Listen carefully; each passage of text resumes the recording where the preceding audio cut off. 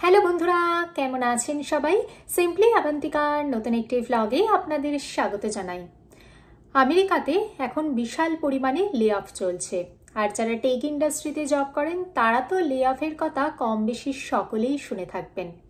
আমেরিকাতে যে সমস্ত টেক জায়ান্ট রয়েছে সেই সমস্ত সংস্থা থেকে প্রচুর পরিমাণে লে অফ হয়েছে। এর পাশাপাশি ছোট বড় মাঝারি মানের বিভিন্ন সংস্থা থেকে কিন্তু লে অফ হয়েই চলেছে। এমনকি ফেডারেল সরকারদেরও কিন্তু লে অফ হচ্ছে।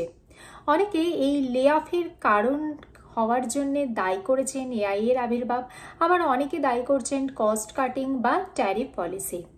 যে কোনো কারণেই বহু মানুষ এখন লে অফের শিকার হচ্ছেন। কিন্তু লে অফের থেকে বাঁচার কি উপায়? লে অফের দুনিয়াতে আমরা কিভাবে আবার নতুন করে কর্মজগতে ফিরে আসব?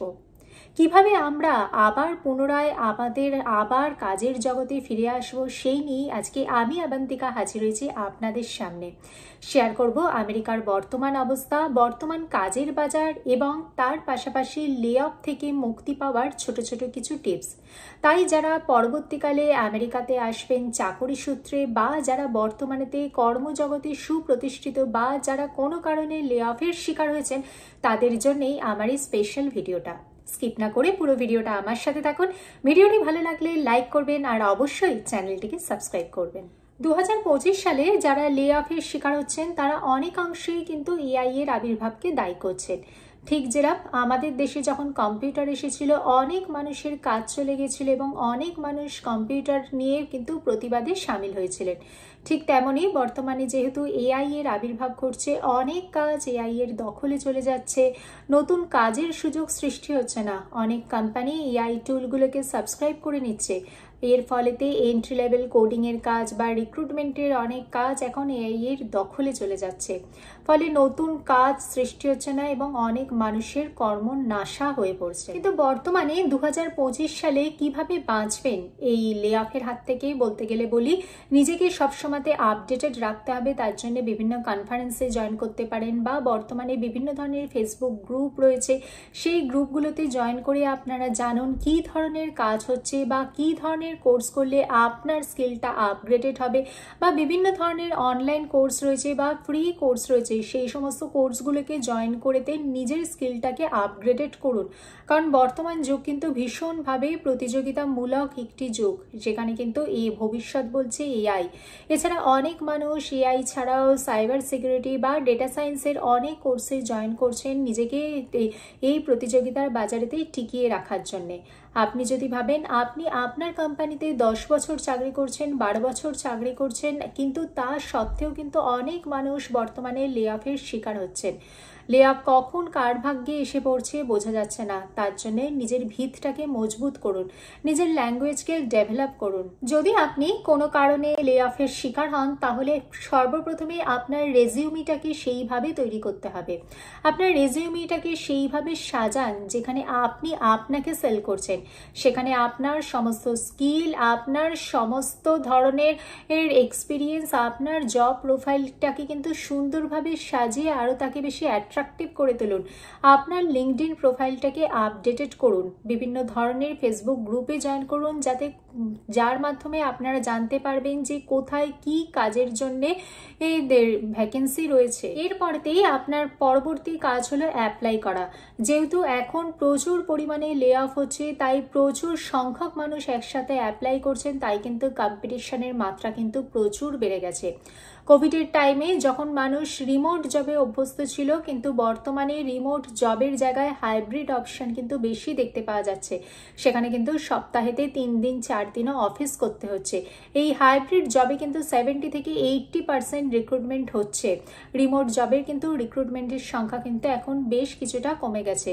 আপনাকে কিন্তু রিমোট বা হাইব্রিড ওই সমস্ত কিছু না ভেবে সমস্ত কিছু ভুলে কিন্তু অ্যাপ্লাই করতে হবে। হয়তো আগে আপনি যে কটা কোম্পানিতে অ্যাপ্লাই করলেই আপনি কাজের সম্ভাবনা পেতেন বা আপনি ইন্টারভিউ ইন্টারভিউ কল পেতেন, এখন কিন্তু তার থেকে অনেক বেশি সংখ্যক কোম্পানিতে অ্যাপ্লাই করতে হবে। কারণ একসাথে জানবেন অনেক মানুষের লে অফ হয়েছেন, তারা প্রত্যেকেই কিন্তু অ্যাপ্লাই করছে, তারা প্রত্যেকেই তাদের স্কিলকে আপগ্রেড করছে, তারা প্রত্যেকেই তাদের ল্যাঙ্গুয়েজ ডেভেলপ করছে। এই প্রতিযোগিতার বাজারে টিকে থাকতে হলে আপনাকেও কিন্তু সমস্ত কিছু নিয়ে কিন্তু অ্যাপ্লাই করে যেতে হবে। অ্যাপ্লাই করার পাশাপাশি আপনি নতুন নতুন স্কিলগুলো শিখতে শুরু করুন, কারণ বিভিন্ন ধরনের অপশান রয়েছে নতুন স্কিল শেখার জন্য।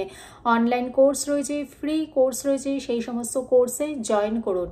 আর নেটওয়ার্কিং করুন, আপনার বন্ধু বা পুরনো কালিগ সবার সাথে কানেক্ট করার চেষ্টা করুন। যার কাছে যে জব রয়েছে সেই সমস্ত সম্পর্কে খোঁজখবর নেওয়ার অবশ্যই চেষ্টা করুন। আপনি যদি H1B ভিসাতে যান তাহলে আপনার কাছে কিন্তু মাত্র 60 দিনই সময়।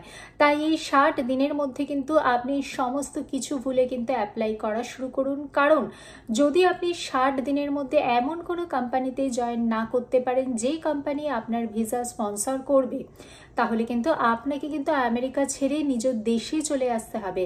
তাই শুরু থেকেই আপনি ব্যাকআপ প্ল্যান রেডি করে রাখুন, কারণ বর্তমান দুনিয়া কিন্তু ভীষণভাবেই কিন্তু আনস্টেবল।